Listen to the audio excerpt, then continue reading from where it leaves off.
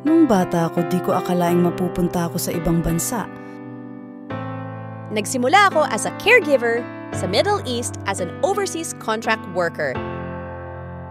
Nagkayayaan lang kaming magkakabarkada na mag-Taiwan dati.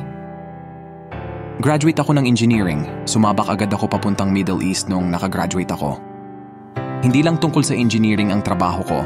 Nagpa-part-time din ako sa pagiging construction worker dahil may oras pa ako sa hapon. Ako naman pumunta sa Japan para maging entertainer dahil sa likas kong talento sa pag-awit at pagsayaw. Pinakuha ako ng nursing. Dahil ito ang pinakamabilis makapag-abroad noon. Apple picker naman ang trabaho ko sa Australia. Maghapon ang trabaho at masakit sa katawan. Taga Pampanga ako. Nagustuhan ako ng isang Amerikano at isinama ako papuntang Amerika.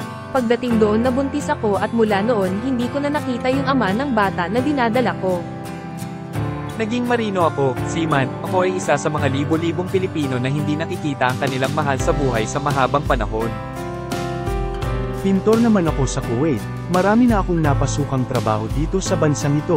Balang araw makakauwi din ako sa pamilya ko. 11 taon na ako dito sa Switzerland bilang isang domestic helper. Dito ko nakilala ang aking asawa na isa namang driver. Dito na din kami nagka-baby at dito na din kami tatanda. Nagsundalo ako at isa ako sa pinalad na makarating sa ibang bansa para magsilbi sa ibang bayan.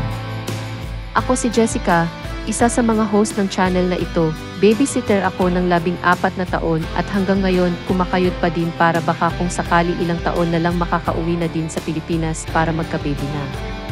At ako si Michael. Ako ang host ng channel na ito.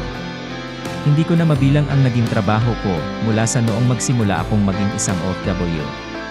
Tiyagain hanggang makauwi sa Pilipinas at mag for good na. Salamat muli sa panonood at salamat sa 1,000 subscribers ng The OFW Project. Salamat!